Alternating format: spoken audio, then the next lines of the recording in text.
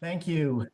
And we will begin. The focus today is on nutrient management and fertilizers in home gardens. I am a vegetable growing gardener and fruit growing gardener. I do less on the landscape end of things, but I do want to kind of mention landscapes briefly throughout. And if I don't mention them enough, at the end, ask some questions about that as well, because the principles are the same. Generally, in our landscapes, we need a lot less nutrient additions than we do in our vegetable gardens, and I'll try to explain why that is the case. But we will begin here. I like to begin with a land acknowledgement. A lot of folks do that nowadays, but I think nonetheless it's important. And when I was doing my research for this, it was, I learned a lot that the San Juan Islands are at the crossroads of many of many of our tribes in the Pacific Northwest of the Coast Salish people. And many different tribes have used this land and the water surrounding it over the years. And I think one thing that we can do with a land acknowledgement is to learn about the folks who originally settled and lived on this land, who still live here today, to learn about them and learn from them. And you can see that there's many different peoples who have used this area. And so that's what I want to do for the land acknowledgement, to realize that folks have been stewarding this land well for a long time. They continue to do so. And what are our roles and responsibilities now that we are occupying a lot of their lands? A little bit about kind of a brief biography and a few pictures, or a professional one anyway. Research, again, involved, we did a lot of work with different kinds of organic soil amendments, looking at nutrient management, soil quality. The one on the bottom was toward the end of my career. We were doing some climate change related research, and this is looking at nitrous oxide emissions from the soil. And one time of the year people were interested in was in the winter, when we had freezing weather. So we donned our winter gear and made gas measurements in the soil. On the upper right, some of my extension education work. I got to do a little bit of traveling, and this was doing some soils and compost work in the Dominican Republic, upper right.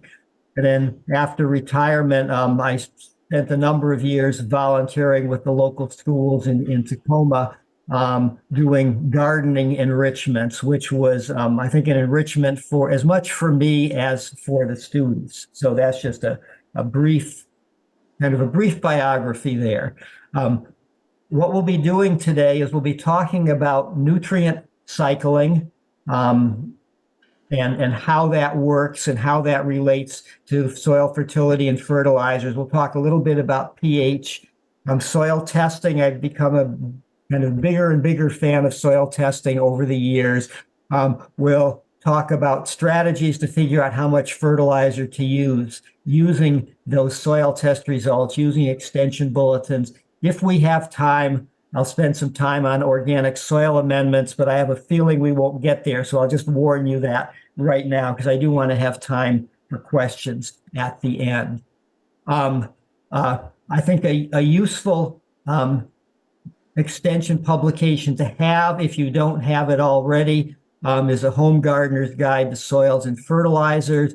The nutrient management part that I'm going to do today touches on a lot of the topics that are in this bulletin, and then there are other soils related issues as well. But I encourage you to get that and have it as a reference if you don't have it already.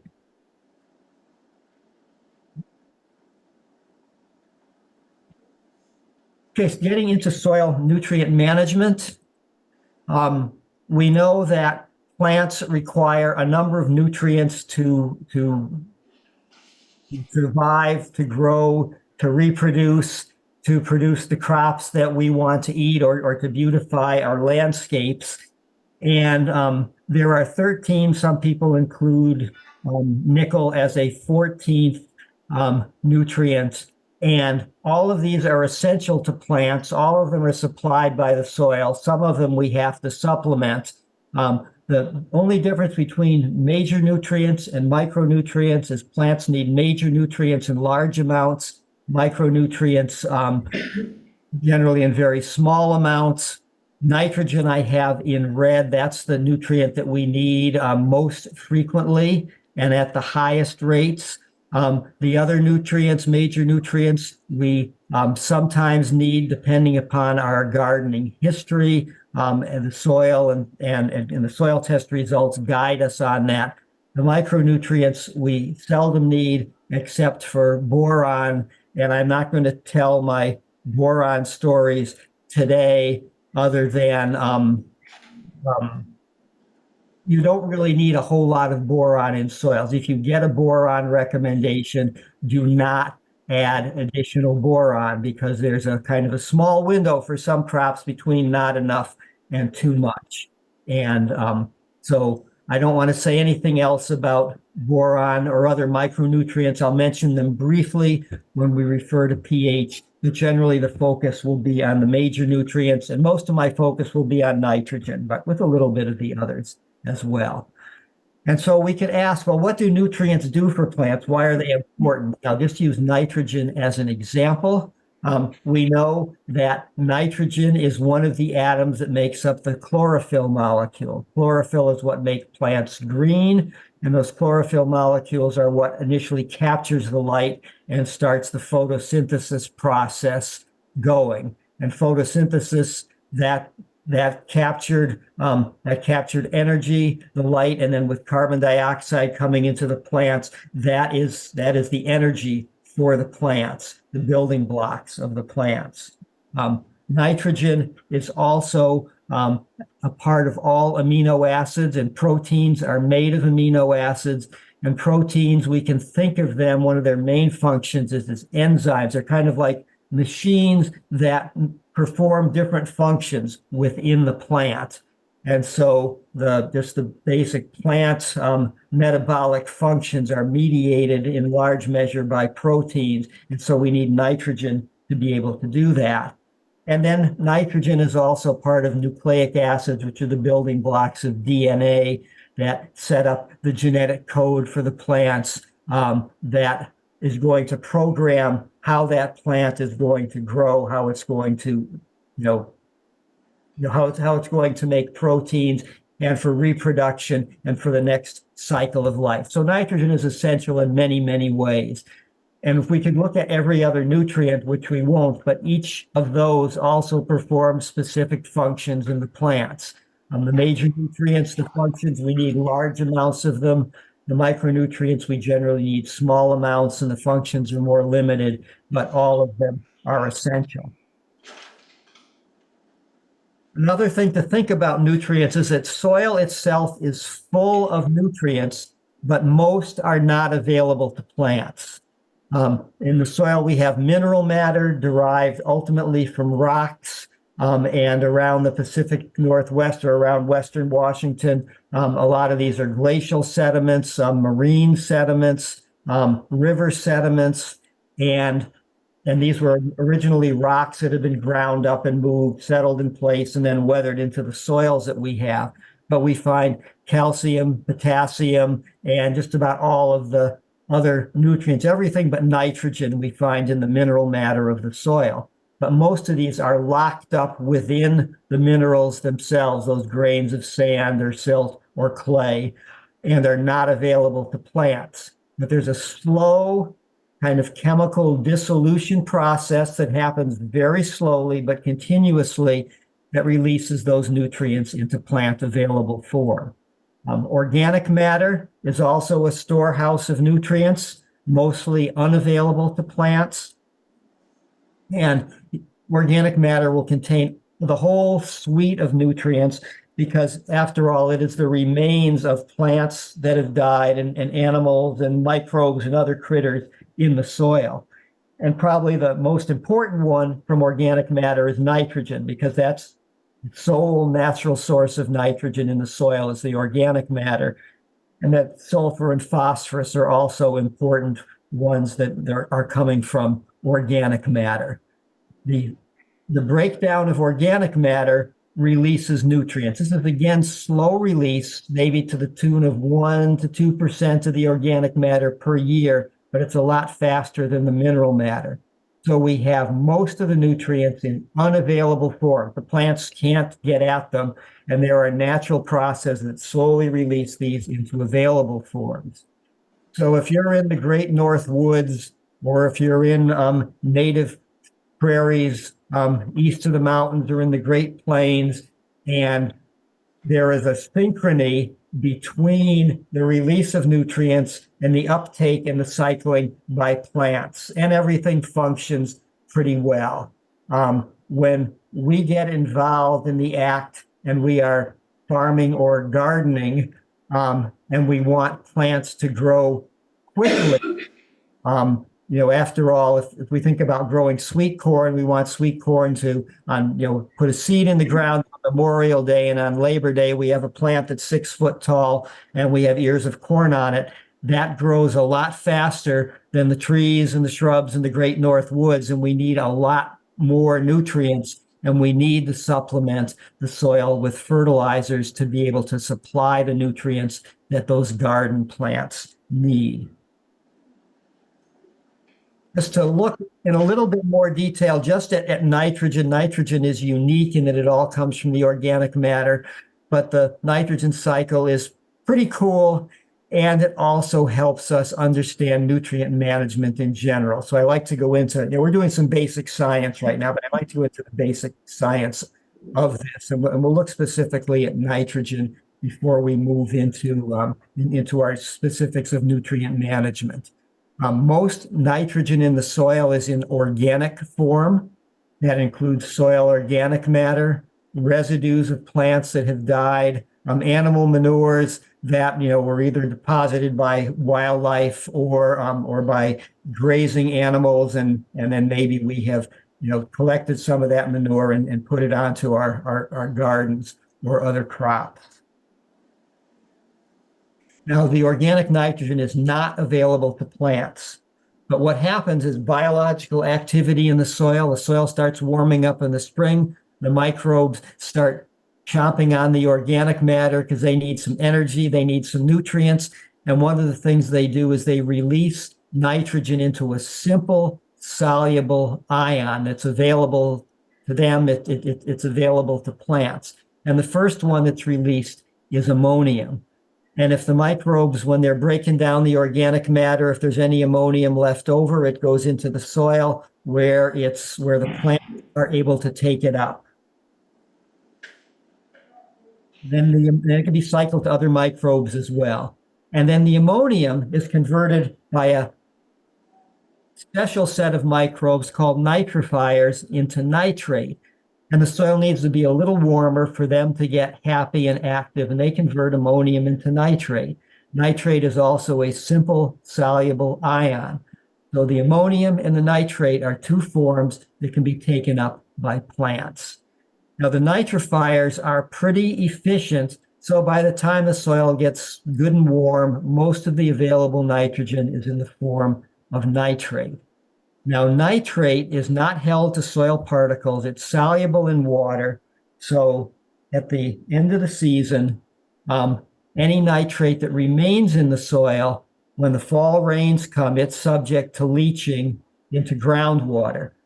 So if we have too much nitrate in the soil, one is we're losing a valuable plant nutrient, and two, especially since you live on an island, you know how important maintaining the quality of that groundwater is, because that is your sole source aquifer, and you don't want to mess it up. So we need to be cognizant that too much nitrate in the soil can get into groundwater. Now, if it's a situation where the soil is heavy and it's wet and the water just doesn't seem to move through it, and you say, well, I don't think nitrate's going to be a problem, there is another process that reduces the nitrate into gases. And nitrogen gas atmosphere is full of nitrogen gas, no big deal. The issue is if we create nitrous oxide, which is a potent greenhouse gas.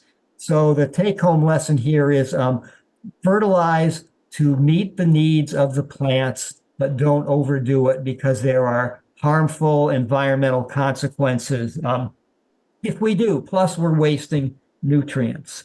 Now, to complete the cycle, those gases go into the atmosphere. The nitrogen can then be, through nitrogen fixation, converted, the microbes in the plants, the nitrogen gets taken into the nitrogen fixing plants, and then they die, and it's cycled into the soil and around and around. Or I should have an arrow here that for any other plants, when they die, their residues go into the soil and the cycle moves around.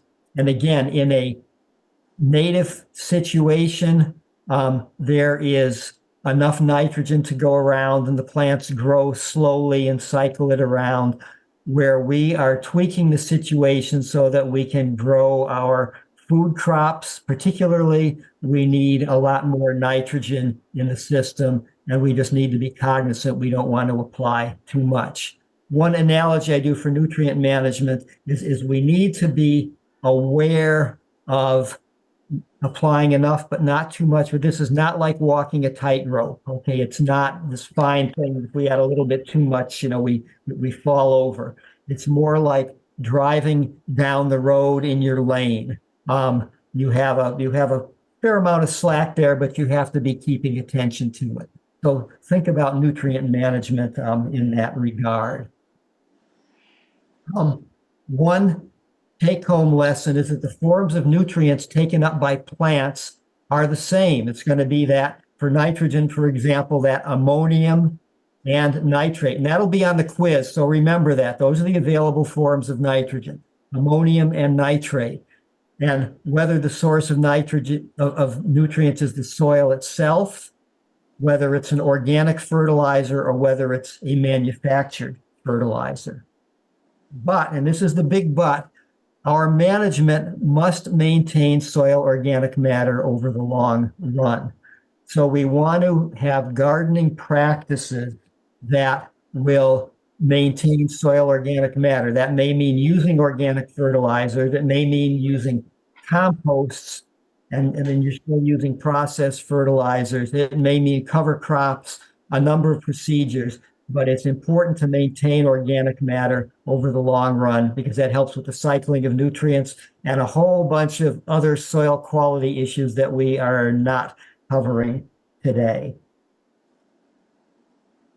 And so, okay, here's the quiz, the 1-minute drill. What are the 3 most common forms of nitrogens in soil and soil amendments, and which of these are available to plants? So if you're there live, talk to your neighbors for about 30 seconds. And if you're at home, kind of, and nitrate, ammonium, I heard someone say ammonium nitrate. And what's the one on top that is not available to plants? The big pool. the nitrogen into. So that's the organic nitrogen. There's the answer. And I just think this is worthwhile just kind of focusing in on for just a little bit. Okay, so that is the introduction to nitrogen and nutrients in general. And I'm going to move on to soil pH now. Now, if you're a chemistry fan, pH is kind of cool stuff. If you are not a chemistry fan, it can seem like this black box, with some deep secrets in it. And we're just going to open the box just enough to find what's important to us. I'm going to close it again. But some of the things that are important. Well, pH is an indicator of relative acidity or alkalinity. A pH of 7 is neutral. If you're less than 7, you're acid. If you're more than 7, you're basic or alkaline. There's nothing magic about a neutral pH. You don't have to have a soil of pH 7. In fact, for some plants, pH 7 is way too high. For other plants, it's good. So we deal more with ranges. And another just interesting note is the pH scale is what's called a logarithmic scale. And that means like it's a Richter scale for earthquakes. A 1 unit change in pH is like a tenfold change in acidity or alkalinity. So if you're pH 6, you're slightly acid. If you go down 1 unit to pH 5, you've increased your acidity by tenfold. If you go from 6 to 4, you've increased it by 100-fold. So there are, so the pH scale, we tend to be towards the middle of it. Yeah, those changes can be pretty big. Other important thing about pH, and this would be, and then you'll know all you need to know, is pH 1 affects nutrient availability. Some nutrients more than others. There are certain nutrients like iron and manganese and zinc that are more available in acid soils than in neutral or alkaline soils.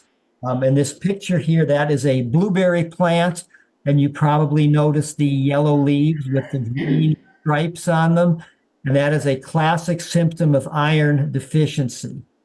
Now, there is plenty of iron in that soil where the blueberry plant is growing, but the pH was too high. And so because the pH was high, there was not enough iron that was soluble and available to the blueberries. And the blueberries have a high iron requirement, and they need a lot of iron in the soil available to meet that. So blueberries prefer acid soils. And that was in my backyard. And in a minute, I'll mention what I did to alleviate that problem, and that indeed it worked. The blueberry plant is very happy out there now. But also pH affects the availability of toxic metal. Just as iron becomes more available as the pH goes down, so does aluminum. And many plants are very sensitive to aluminum. Soil contains like 8 or 10% aluminum. It's like about the third most abundant element in soil. And aluminum is toxic to plants. So a question we can ask, if there's so much toxic aluminum in the soil, why is there life on Earth? And the reason is, and you can think about this for a second, I'll just wait a second. The reason is most of that aluminum is not available to plants because it's tied up in the soil. But as the pH goes down, the aluminum gets more available. Oops, I just hit the wrong thing. Okay. I don't know what I did. I just, let me share the screen again. Where are we? Here we go. That was just getting too excited and my keyboard. So from current slide. There we go. Okay, we're back again.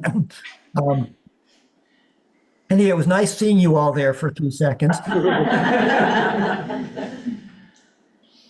And so if we pH 6, most plants do pretty well at pH 6. pH 5, blueberries are happy. Your sweet corn won't be too happy. Most of your vegetables won't. pH 4, there's very few plants that survive. In pH 3, we've got a moonscape. And it's because of aluminum. Now remember, every unit change in pH, tenfold change in acidity, and the aluminum levels just increase greatly. Now, blueberries have a way to keep aluminum.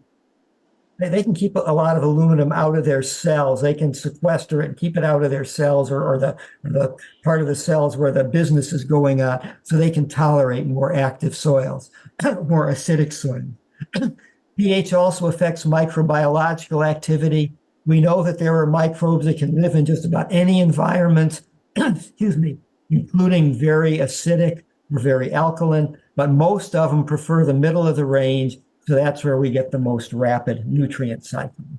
Hence, that's why pH is important. Soil acidification, it's a natural process in humid areas. And if you look at Western Washington, pH in Forks is going to be a lot lower than the pH average in Tacoma, and we're going to be lower than you are in the San Juans because you get a little bit less rainfall.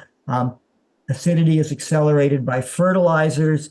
Sulfur and ammonium sulfate are strong acidifiers. Urea is a weak acidifier, and organic fertilizers, it kind of depends on what it is. Desirable pH ranges, most vegetables prefer 6 to 7.5. Blueberries, notice they're down around pH 5. And in your ornamental plants, the same is true for azaleas and rhododendrons. They have similar nutrient and pH needs. For other landscape plants, a lot of them like the middle of the range too, but you kind of do research and see, are there ones that I have that prefer more acid soils or other situations? Modifying soil pH. We use lime to neutralize acidity and increase soil pH, and we use elemental sulfur. When it breaks down in the soil, it generates acidity, sulfuric acid, basically very weak sulfuric acid, and it decreases the pH. And that's what I did with that blueberry plant is kind of a couple of spring, fall applications of sulfur using an extension bulletin, so I didn't overdo it. And the pH went down, and I didn't even measure the pH. The leaves they lost that yellowing and they turned green, and the plant grew and got lots of blueberries. So things indeed work. Now, just mentioned lime, calcium carbonate. The reaction is very much like adding baking soda and vinegar. And it's sodium bicarbonate, but there's that carbonate part there. And what happens is when the carbonate or the bicarbonate meets the acid, it neutralizes the acid, and carbon dioxide fizzes off. Now, the reason that we don't hear a fizz in our soil when we add lime is because it's slow release. It takes months to happen. So the soil is indeed, we can think of it as releasing carbon dioxide, but there's not enough to make a fizz. So that's how we modify soil pH. Okay, well, that was a lot on pH. And we've looked at nutrient availability, the cycling. We've looked at pH. I'm going to talk now about soil testing for nutrients. And as I say, I've become more and more of a fan over the years. So I'll talk about this. That is a very old picture of me soil testing. No gray hair there. So that was quite a few years ago. What is the soil nutrient test? It is a chemical evaluation of nutrient availability. So it's a way to take a soil sample and estimate how much of a certain nutrient is going to become available during the next growing season, because we know they're not all available today. It's a slow release reaction, but can we predict how much is going to be available? And back in the 1940s and 50s and 60s, one of the main focuses of soils research was to develop soil tests for different regions of the country where we could do a chemical extraction, and that extraction would stimulate availability to plants. And so there was a lot of work with trying different extractants and having different experiments out in the field where we had a soil test result. We added different rates of fertilizers in different plots. We saw how the plants grew and figured out what soil test results corresponded with, whether we needed fertilizer or whether we needed a little or whether we needed a lot or whether we didn't need any. So there were decades of research.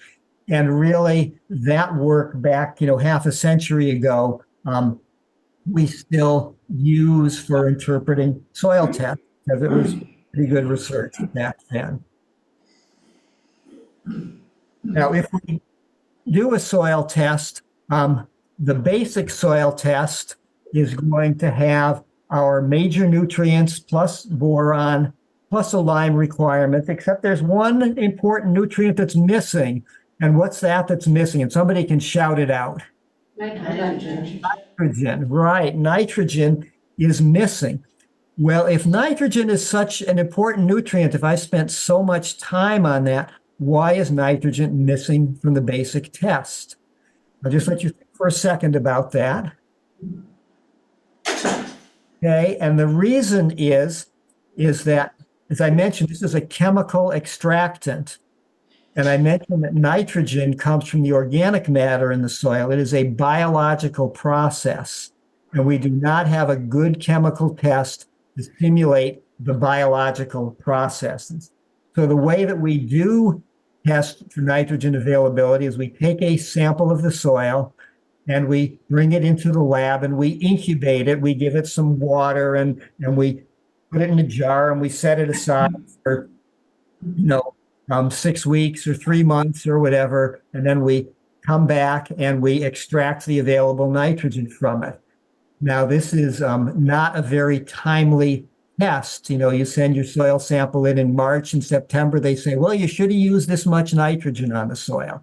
So we don't do it that way, but the nitrogen recommendations are based on just all of these field plots, a long history, and we know that for certain crops, a certain amount of nitrogen generally is going to be optimal.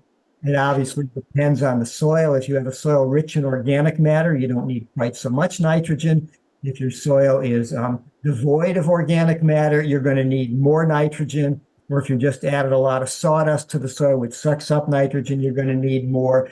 So there's a little bit of educated guesswork on our part with nitrogen, but there are good guidelines. And for the educated guesswork, the emphasis is on the educated and not on the guesswork. For the other nutrients, we can, the soil test will give us pretty good guidelines.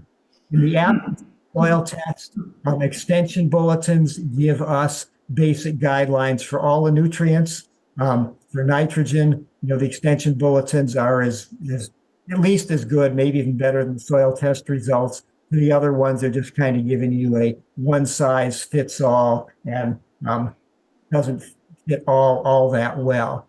There are some soil test labs will give you other nutrients, or sometimes they're not even options, zinc, copper, iron. I think the one I'm going to show has some of those.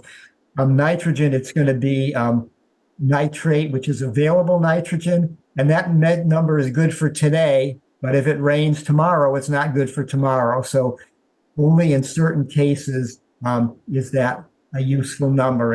And kind of, it's not worth it for us as gardeners to worry about that. Farmers will look at these tests, but for gardeners, it's not enough for us to worry about. So if we do take a soil sample, do a soil test, when should we do it? One, obviously, we should sample before applying amendments. And I think then I think for a vegetable garden, repeating every 2 to 4 years. I've been doing mine on a 3-year cycle in recent years, and I've been pretty happy with that. If you have a landscape, maybe a soil test before you establish the landscape, and you're done. You don't have to go back and keep sampling that. Most landscape plants, their biggest response is to nitrogen. Very seldom any response to phosphorus. Once in a while, a response to potassium, and a one-time soil test will tell you whether you need any potassium or not. But it's basically nitrogen, where soil tests aren't that useful. So for landscape plants, I would not bother soil testing. For your lawn, if you want a beautiful lawn, or if your lawn just is looking really bad and your soil physical properties seem good, maybe take a soil test one time and see if your pH is real low or P and K, something like that. But again, lawns don't need, I think, as frequent a soil test either. Okay, how to take a sample. And I will note that that there is a soil sampling video. You can get it from that website. I think you have copies of this so you can see it, or you can get it from the gardening website. And it's a picture of me, when I had a little bit of gray hair, doing this out in the field. But basically, you'll want to take multiple samples from your garden spot. So if you have, say, a 200 square foot garden, take about 10 samples from it. If you have 8 raised beds, take 1 to 2 samples from each raised bed and combine them together. You want to take samples, ideally a foot deep. A lot of times we can't get down a foot. 8 inches is okay. If you can only get down 6 inches, that's still within the realm of okay. But try to get to a foot, and then mix them together well. I have them here mixing in a clean plastic bucket. You can also take a big bowl from your kitchen, a big metal bowl, and use that, as long as the bucket or the bowl are clean. If you didn't have phosphate laden detergent in it before you took the sample, because that obviously that can contaminate the sample. I'm using a soil probe. I love soil probes. They work really well. In fact, even after I retired, I bought one for myself. Most people aren't going to want to spend the money for it. I forget how much it cost me, like $60 or $70. I got a nice one. You can get little short ones for about maybe 20, 25 bucks. You have to bend over real far. So if you're my age, you'll want to, kid out there doing that for you. Or you can use a trowel. And I've done a lot of sampling with a trowel. You have to get on your hands and knees, but you dig a little hole, you take a sample, you dig the hole deeper so you can get down to 8 inches. And on that video, it shows techniques for sampling with a trowel. Once you have the sample, you're gonna want to spread it to dry. I'm putting it in a bag there because we would take hundreds of samples and we would have them all lined up and labeled. If you're just doing 1 or 2, you have it in your bowl. You bring it inside, and at work we use butcher paper. At home, I take a cookie sheet with a lip on it and I pour it into the cookie sheet and spread it out flat, and then sit it on the counter or someplace out of the way for a few days. It makes a nice conversation piece for your coffee table if you don't have any food. And it will get dry. And when it's nice and dry to the touch, then you want to crumble it up, mix it together well. And, it's on the next slide, and put it in a bag. A plastic bag is good. And label the bag. So even if you have 1 sample, label the bag. If you have 2 samples, it's very important to label the bags. Otherwise, the lab's not going to know which one is which. And the lab will have a form that you fill out that says, okay, this is a vegetable garden sample, or a blueberry, blueberry patch sample, or a lawn sample, or whatever. And there will be codes that you fill out, when you fill out the form.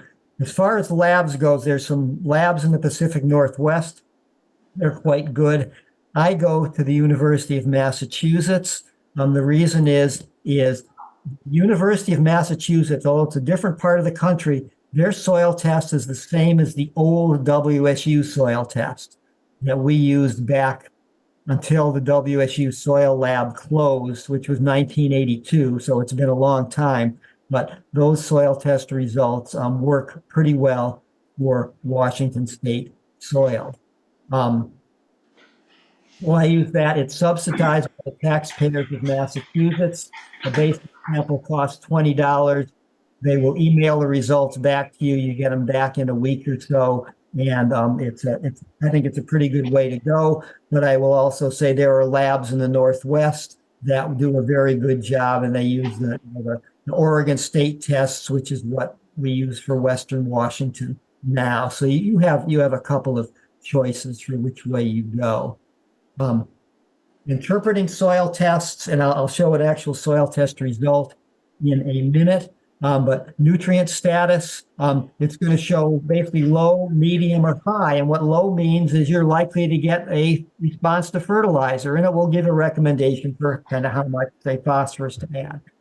Medium means sometimes there's a fertilizer response, sometimes not. So they will recommend a lower amount of fertilizer. And then if the test is high, It means fertilizer response unlikely. If it's excessive, it means stop sign. You don't really need to add any more fertilizer at all. Kind of run down the stores in the soil.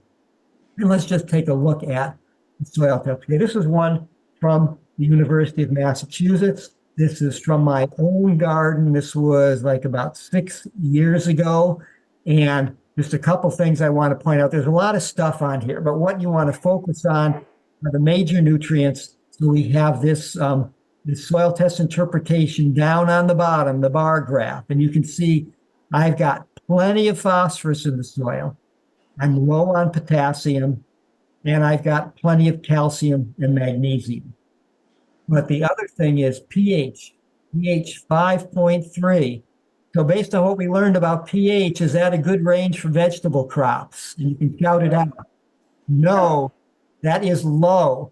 So on the second sheet of this, we will see a lime requirement. The other stuff, the other thing that's interesting is lead. University of Massachusetts does not do a full-blown lead extraction test. They have a kind of a simple screening test that basically says whether you should get worried and look in more detail or not. So their kind of range is below 22. My lead was 1. Most folks are going to be, below 5 to 10 on that scale. The only time you worry about lead, probably on the islands, is if you live in an old house, and you're gardening right up against the drip line of the house. That lead paint, that's going to have chipped off, and your lead's going to be elevated there. Otherwise, it's not a big deal. And don't worry about, some of these other, the manganese and the zinc and the iron are a little bit on the high side. That's okay. That's partly a reflection of that low pH. So let's look at the recommendation the lab gave us. So this is in pounds per 100 square feet of garden. So they have a lime recommendation. That's the limestone. It says 25 pounds per 100 square feet. And then we read the comments. It says, do not top dress with more than 5 pounds per 100 square feet at one time. So that means I'm going to have to make at least 5 applications of lime. You do it fall and spring, fall and spring, fall and spring. And I have made continuous applications of lime every fall and spring. And so I'm on probably about 10 applications. And I've got my pH up to about 6. I think it was maybe 6, just over 6 the last time I soil tested this last spring. And then for nitrogen, it says 0.25 to 0.3 pounds per 100 square feet.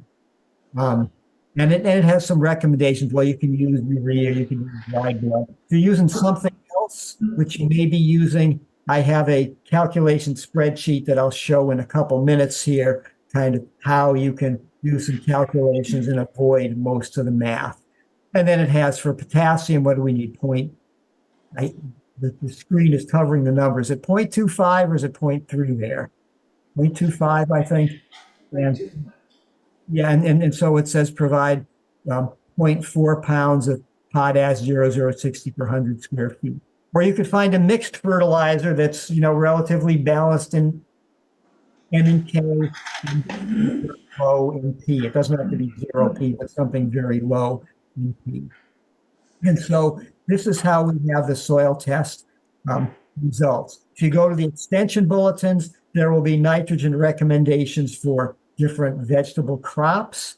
There will be, and just kind of blanket phosphorus or maybe ranges for phosphorus and potassium. So the soil test can key you in on that range. For the nitrogen, the way I marry it with the extension bulletin is if I'm growing a low nitrogen plant, requiring plants, is I'll go at the bottom of that range or maybe even a little lower. If I'm growing a high nitrogen requirement plant, like our cole crops, for example, I will go probably above the top end of this range, just to make sure that I have enough there. Not too much above, but maybe instead of 0.3, I might do 0.4, something like that. So that's a way that we can tweak things a little bit using the extension bulletins. Okay, one more quiz. Why is soil pH important? And there's a number of reasons. So just talk among yourselves for only be a 30-second drill for 30 seconds, and then we move on. Certain, like, Yeah. certain pH. Well, right. It's not all the same. Oh, yeah. No, it makes the nutrients available to the plant. Yes.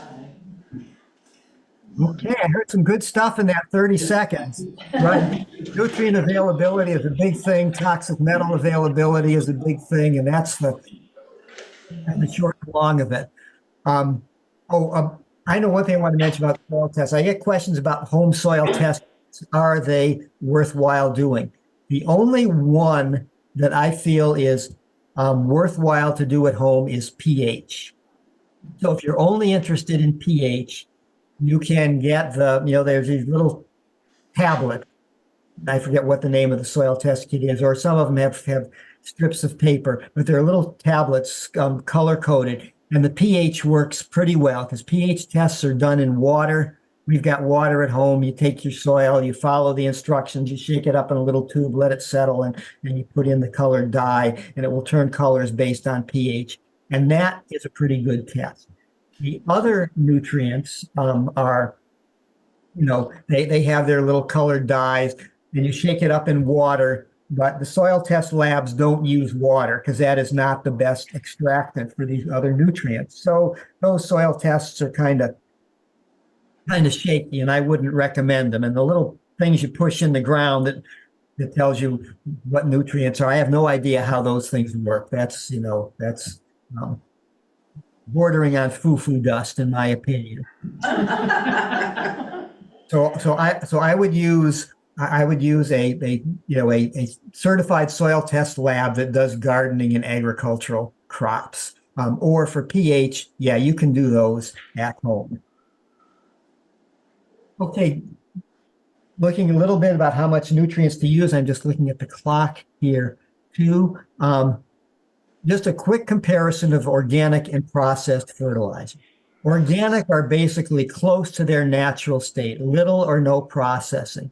They might have been dried, they might have been ground up, they might have been blended with other organic stuff.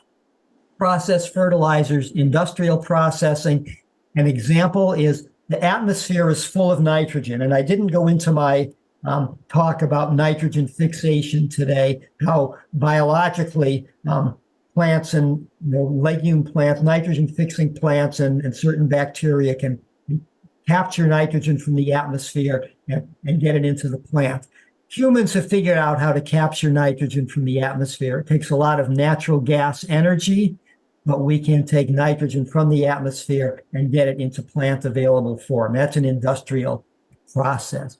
Phosphorus, we take phosphorus containing minerals and we add some acid to them, and we basically dissolve out some of the other stuff, which is then turned into slag, and we have phosphorus enriched materials left behind, and those are the phosphorus fertilizers. There's obviously some downsides to those processes, but some of the advantages, we have something that's more concentrated. You don't need as much, usually fast release, known analysis. With the organic, we're relying on the natural processes. We don't have, we're actually a lot of times recycling byproducts rather than creating byproducts that we then have to treat as wastes.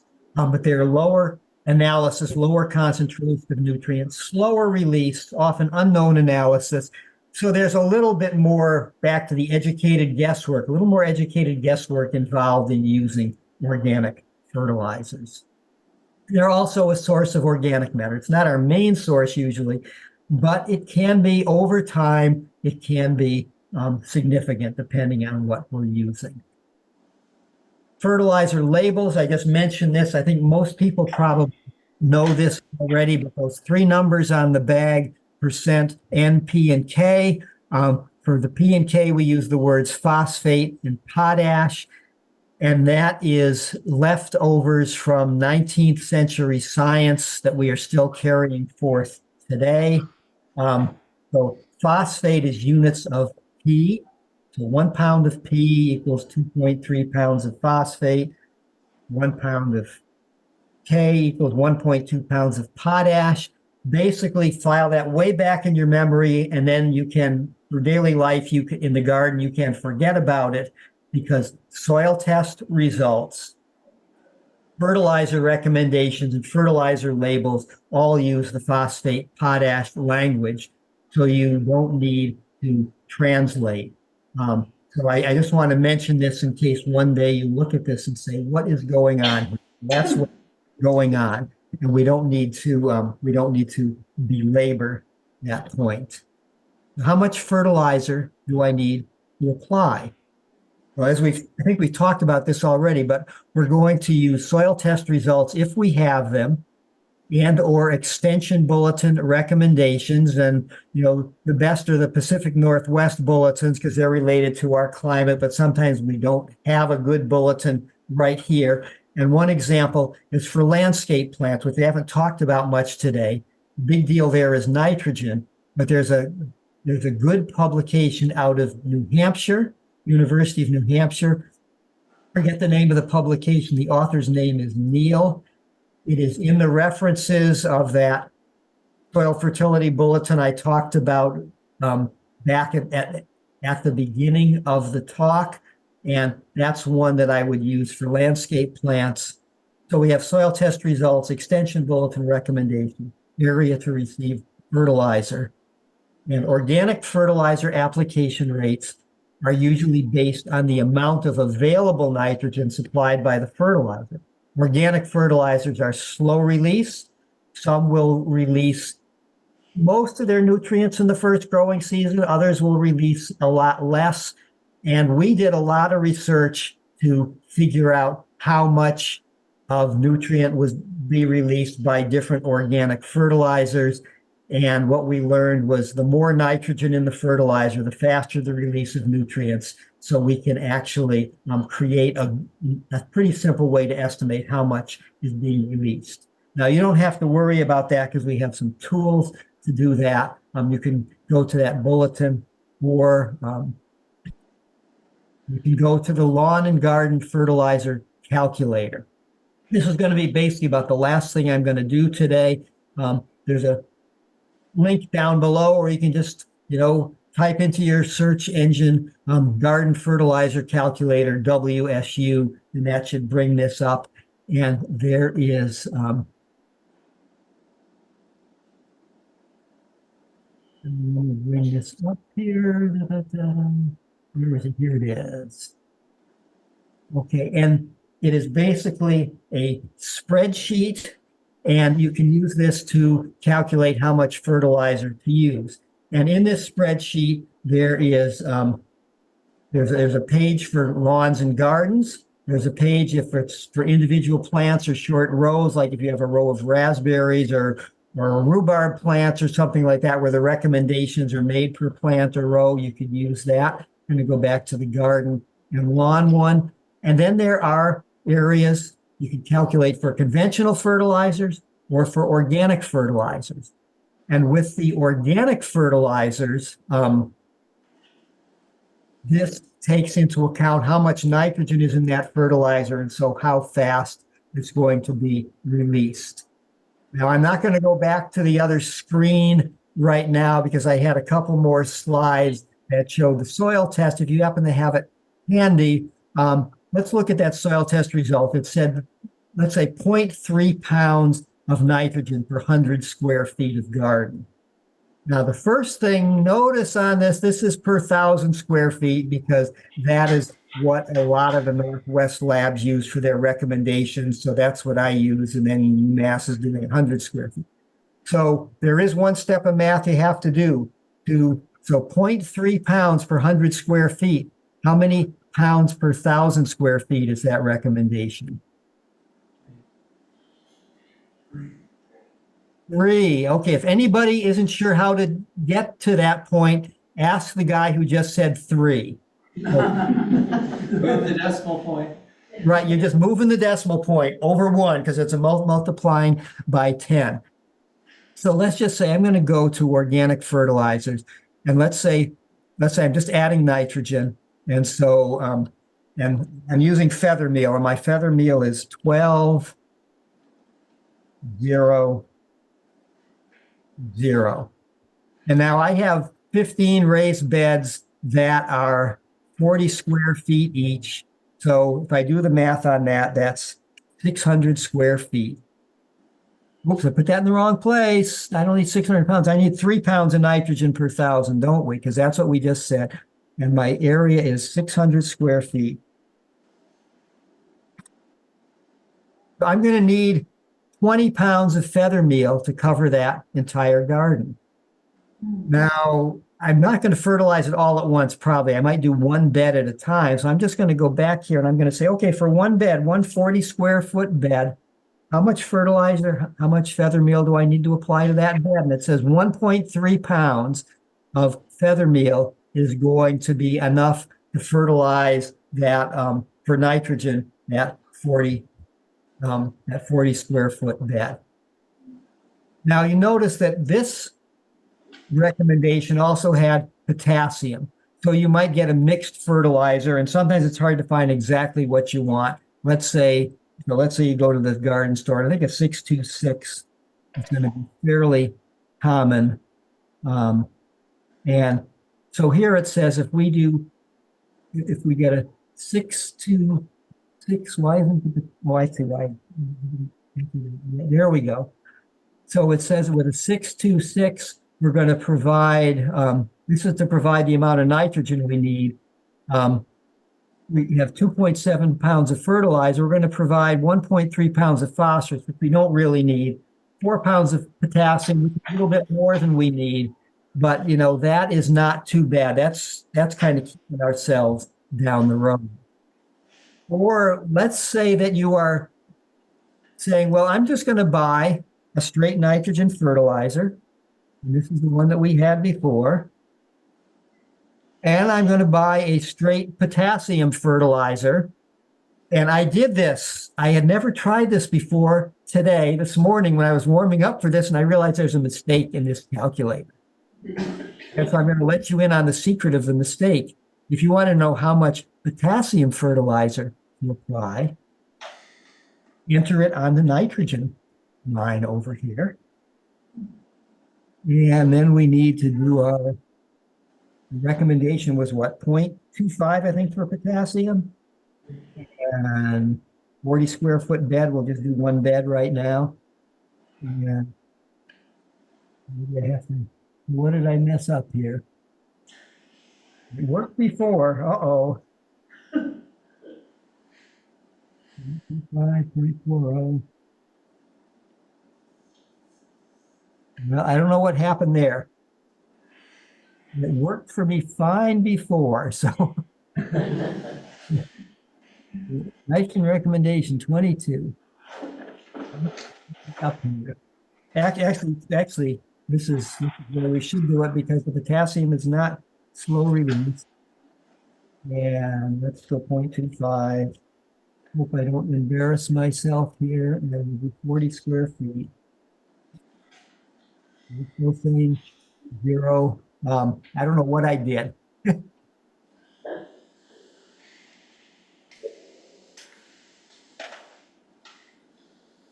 Anyway. Total fertilizing. I don't know why it's not working now. What you could try to do, Craig, if you could close this and reopen it, because maybe one of the calculations got changed from the default. That could be. Okay, because we saw this one work there. And anyway, if this fails, we are just going to say that I broke something on this while I was showing it.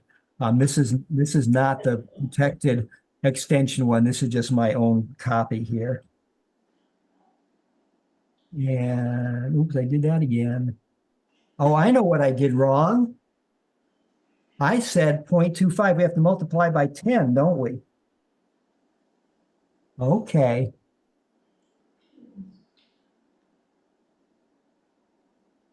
There we go. So now we get, I think that's 2.5. There we go. Okay. So it works. It works. So I probably confused everybody, but for your nitrogen, put it up here. If it's a mixed fertilizer, add all three. Be sure to multiply by 10 if you're using UMass. If you're using somebody from the Northwest in pounds per 1,000 square feet, just use their number and put it in, and away we go.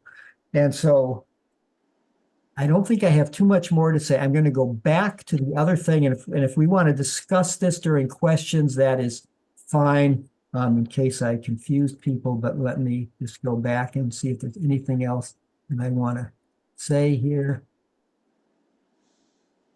Okay, so that's the calculator.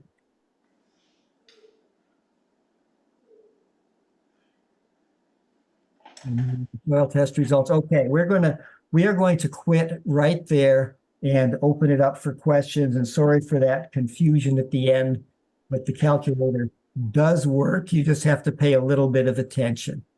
Or you can do pencil and paper too, if you're a real math fan. And in that bulletin, it shows how to do it. All right, Craig, if you want to go ahead and stop sharing, and it'll show you on our end here. No? Great. And I just want to say to people, those links to like the catalog and the soil calculator that Craig had at the WSU site, I'll post those both in the comments of the YouTube video of this recording in the description. There are no questions posted on the Zoom chat. Does anyone in the room have questions for Craig? You can just, yeah. Yeah, you gave really good reasons about why the nitrogen testing wasn't included in the basic results. So I wasn't clear on where the nitrogen, how you got the nitrogen recommendation in your soil test results, and then, extrapolating a little bit to the gardener, since nitrogen testing is inaccurate anyway, where do we get the recommendations? I think you said from the home gardener guide.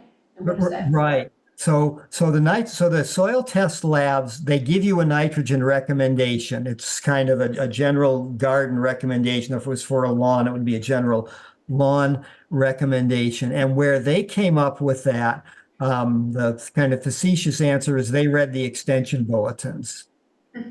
The deeper answer is those extension bulletins are based on decades of research with nitrogen fertilizers. And we know that if you're growing sweet corn, you need, about, 4 pounds of nitrogen per 1,000 square feet. That is the optimum for sweet corn. And it'll be recommended that it be split, between planting time and then when the corn, is about, a foot tall. And so soil test labs are basically telling you the same thing that the extension bulletins are telling you. The one advantage of the extension bulletins is they will also tell you that you don't need as much nitrogen for spinach as you do for sweet corn, and maybe for broccoli you need as much or a little bit more. So that's kind of the way that we have come up with nitrogen. It's been lots and lots and lots of research, but there's no soil test that works to kind of get you in the ballpark for nitrogen. Okay, so practically then Yep. We don't really need the soil test results. We just look it up for So our for crop. nitrogen, yeah, you can just look it up. That and the soil tester, yeah, you can just look it up for nitrogen. For the phosphorus and the potassium, and the pH, the soil test results are really useful. I get that. But where do we look it up? You said home gardener guide? Well, okay, so it was like about the second or third slide, and I don't have it in front of me. Was it Home Gardener's Guide to Soil and it's my own publication. I don't remember the title of it. That will be one of the links in the YouTube description. And what that does is it has the basic recommendations for some different types of crops, and it gives you a lot of references if you want to go deeper. So it references that New Hampshire bulletin on landscape plants, and there'll be references, for, and I have stuff in there for blueberries and strawberries and rhubarb and asparagus, some of these, perennial crops that are maybe a little bit trickier, and then just some basic garden recommendations. Yeah. Basic ones. And then there are other bulletins that you will find that in as well, that a lot of those are referenced. But yeah, I think even though I wrote it, I think it's a worthwhile bulletin. It's one, I guess part of why I wrote it is I use it myself in my own garden because I can never remember everything and I can pull it out of there. Thank you. Any more questions in the room here? Yeah, in the back. Have you had better luck with organic or non-organic fertilizers in your vegetable garden? You know, I've used predominantly organic fertilizers. Either one will work. There's kind of tricks to each one. With the non-organic ones, one is you're not adding organic matter to the soil. So you need some way to maintain that organic matter because vegetable gardening is pretty intensive and it's going to tend to, soil organic matter levels are going to tend to decline. So whether we're growing cover crops, whether we're occasionally adding compost, we need to be doing something to maintain that organic matter. So for that reason, I use mostly organic fertilizers. Now, I use the faster acting ones. So I use, high nitrogen, things like feather meal, which will release probably 3/4 and up during the growing season. And most of that it will release within a few weeks. So it acts almost like a processed fertilizer.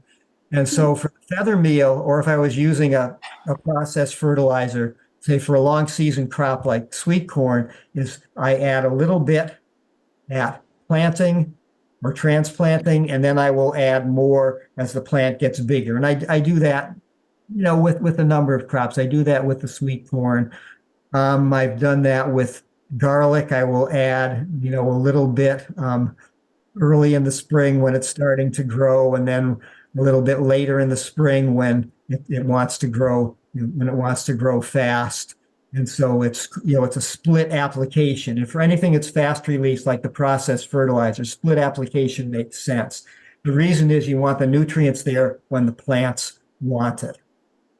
For landscape plants, generally, if you need any nitrogen, and read the bulletins, look at how your plants are looking, and then a single application of an organic works fine. And my landscape plants, I've hardly ever applied any fertilizer to them. They grow slow and they're happy enough to make my wife and I happy. I have a question. I know we didn't get too much into organic fertilizers, but I'm wondering what your take is on kelp fertilizer. I've heard mixed reviews. Yeah, and I would say my reviews are mixed too. I do not know a lot about kelp fertilizers, but my concern is if they became popular, can kelp beds be harvested sustainably, and I guess maybe you're talking about kelp washing up on the beach that's just going to sit there and rot anyway. And I know that you would have to, there's salts issues, and otherwise I think it's going to be small amounts of a range of nutrients. So I have not used them and I have not really looked into them in any detail. Okay, thank you. Yeah, I think that's it. So if you want to give your... All right, well, thank you, Craig. Thank you so much.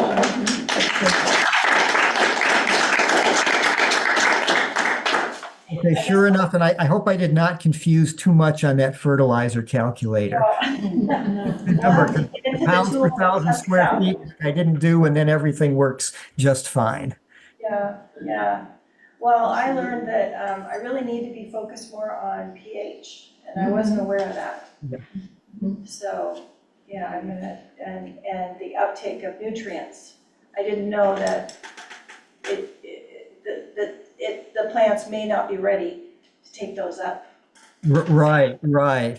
And I think on the islands, the pH doesn't drift down as fast as it does in some of the wetter parts of Western Washington. But still, depending on your fertilizer history, you may be, you may be surprised at how low it is, but maybe not. Yeah, interesting. Well, thank you. And thank you for bringing it to the island perspective for us. I appreciate that. Okay, sure enough.